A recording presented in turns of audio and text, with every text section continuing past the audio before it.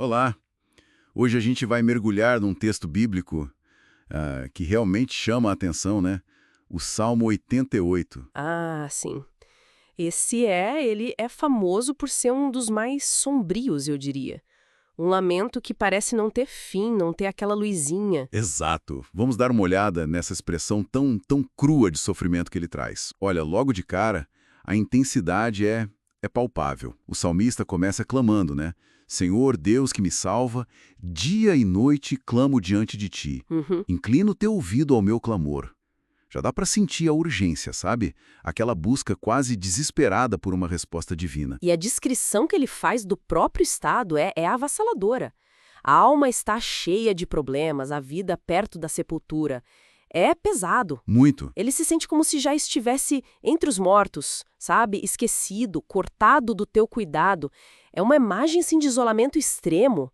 Não só humano, mas divino também. Pois é, como se a identidade dele estivesse se perdendo ali. Ele se vê na cova mais profunda, nas profundezas tenebrosas. Uhum. E o ponto que para mim mais choca é ele atribuir isso direto a Deus. Tua ira pesa sobre mim, me oprimiste com todas as tuas ondas. Sem rodeios, né? É isso que cria uma tensão, assim, teológica enorme, né? Porque, diferente de outros lamentos que perguntam por quê, aquele afirma, é a ira de Deus que está me esmagando. Sim. Isso desafia muito aquela ideia de um Deus só benevolente, né? E levando a questão, existe espaço para essa experiência de se sentir abandonado ou até punido por Deus dentro da fé? Uma pergunta difícil. E essa sensação não fica só no espiritual, ela transborda, vai pro social. Tiraste de mim os meus amigos mais chegados e me tornei repulsivo para eles. Exato. Estou confinado e não posso escapar. É um isolamento total mesmo. A dor interna cria uma barreira por fora. É, o sofrimento é que destrói os laços, né? A comunidade.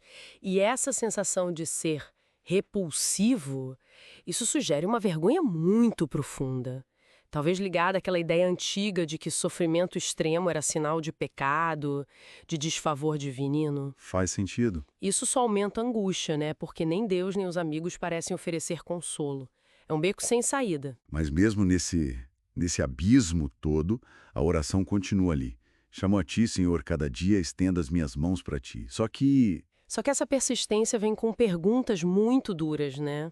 Aquelas perguntas retóricas dos versos 10 a 12. exato, ele questiona se Deus faz maravilhas pelos mortos, se o amor e a fidelidade de Deus chegam lá no túmulo, na destruição, no Abaddon. E essas perguntas são fascinantes, porque elas meio que testam os limites da fé. O salmista está dizendo basicamente, olha, de que adianta a tua aliança se eu morrer?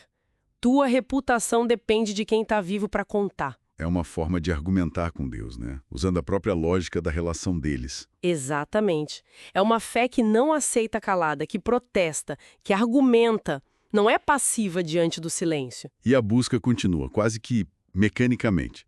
Mas eu clamo a ti por socorro. De manhã a minha oração chega diante de ti. Para logo depois vir a pergunta mais dolorida, talvez. Ah, sim. Por que, Senhor, me rejeitas e escondes de mim o teu rosto? Essa rejeição que ele sente é o ponto central da dor. E tem a questão do tempo, né?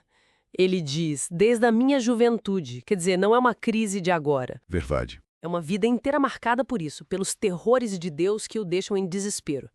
A sensação é de aniquilação mesmo, como se fosse uma inundação cercando e destruindo tudo. O que leva a gente para o final. Aquele final impactante, desolador, do verso 18. Tiraste de mim companheiros e entes queridos. A escuridão é a minha amiga mais chegada. Que jeito de terminar, né? É exatamente essa falta de resolução que torna o Salmo 88 tão único. E, para algumas pessoas, até perturbador. Uhum.